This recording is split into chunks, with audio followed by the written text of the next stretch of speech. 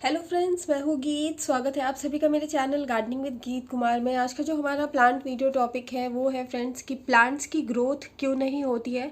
Plants की growth नहीं होने के बहुत सारे कारण होते हैं, तो कौन कौन से कारण होते हैं, सारे रीजंस भी शेयर करूँगी और उसका सोल्यूशन भी बताऊँगी आप लोगों को आज इस प्लांट वीडियो में।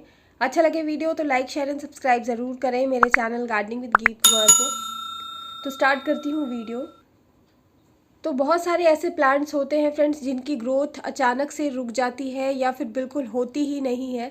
तो ऐसा क्यों होता है? तो इसके बहुत सारे कारण होते हैं, जिसमें से सबसे पहला जो कारण होता है वो होता है ओवर वाटरिंग, यानी कि बहुत ज़रूरत से ज़्यादा पानी अगर आप अपने प्लांट्स में देते हैं तो भी प्लांट्स की ग्रोथ नहीं होती है।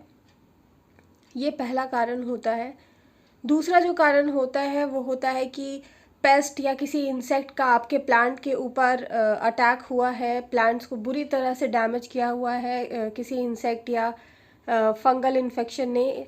तो इस वजह से भी प्लांट्स की जो ग्रोथ होती है वो होना बंद हो जाती है, क्योंकि जो इंसेक्ट्स होते हैं या फिर जो फंगस होते हैं वो प्लांट्स जितने भी न्यूट्रिएंट्स प्लांट्स में होते हैं, जितने भी न्यूट्रिएंट्स होती है वो सारे ही वो खा जाते हैं। जैसे जूस के फॉर्म में अगर मान लेते हैं कि जेड प्लांट में लगा है तो इसकी पत्तियों के जितने भी जूस होंगे, स्टेम में जितना भी न्यूट्रिशन होता है वो सारे वो चूस जाते हैं। तो इस तरह से प्लांट्स की जो ग्रोथ होती है वो फंगल इन्फेक्शन या फिर इंसेक्ट्स के वजह से प्लांट्स की ग्रोथ होना एकदम से बंद हो जाती है।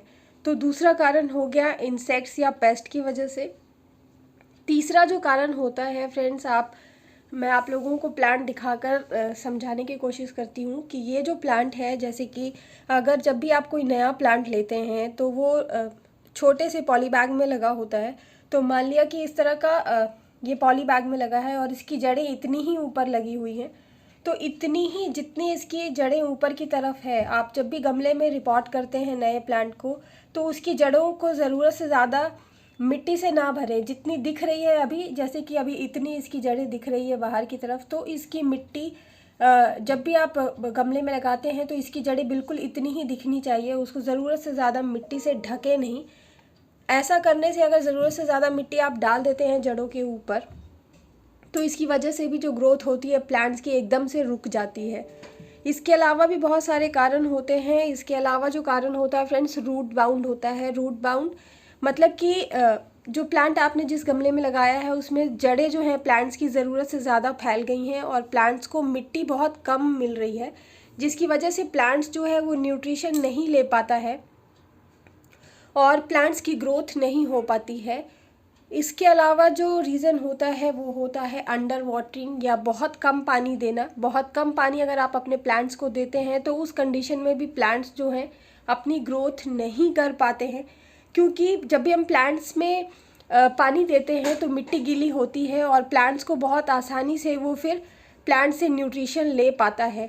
लेकिन जब उसकी मिट्टी पूरी सूख जाती है तो प्लांट्स ऐसा करने में प्लांट ऐसा नहीं कर पाते हैं, क्योंकि मिट्टी पूरी सूखी हुई रहती है तो उनको बहुत दिक्कत होती है। तो ये भी कुछ कारण होते हैं जो प्लांट्स अपनी ग्रोथ रोक देते हैं।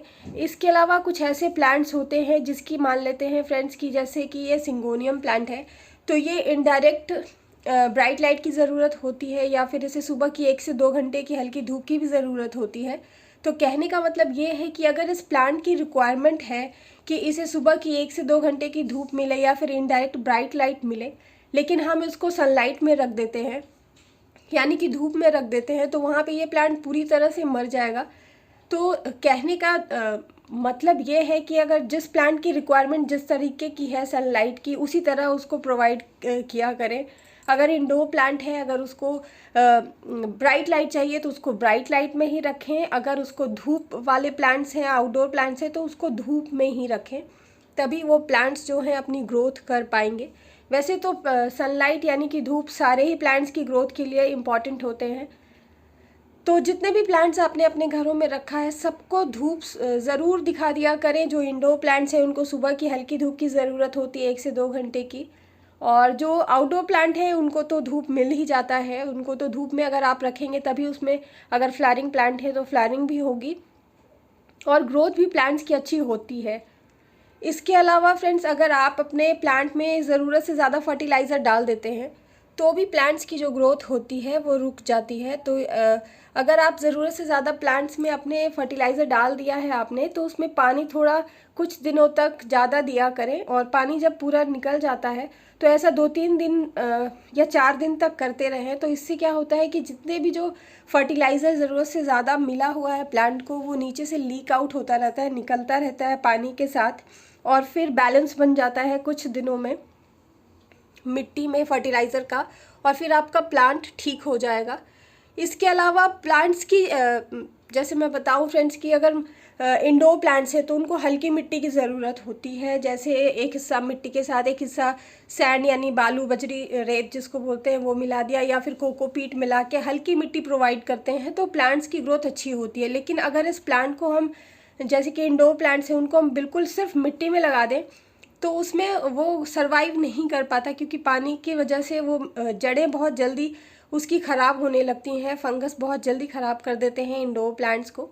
तो इसलिए इसकी रिक्वायरमेंट जैसी है मिट्टी की, उसको वैसी ही मिट्टी दिया करें। अगर हल्की मिट्टी में लगाने वाला प्लांट है तो हल्की मिट्टी में ही लगाया करें। तो यही कुछ रीज़न है आपके प्लांट की ग्रोथ नहीं होने की। अगर ये सब चीज़ों पे आप ध्यान देते हैं तो मुझे लगता है फ्रेंड्स कि आपके प्लांट्स भी ग्रोथ ज़रूर अच्छे से करने लगेंगे। तो यही था आज का हमारा प्लांट वीडियो। आई होप आप लोगों को पसंद आया होगा।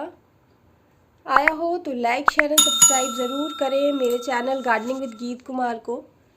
मिलूंगी नेक्स्ट वीडियो में। Till then bye friends, take care.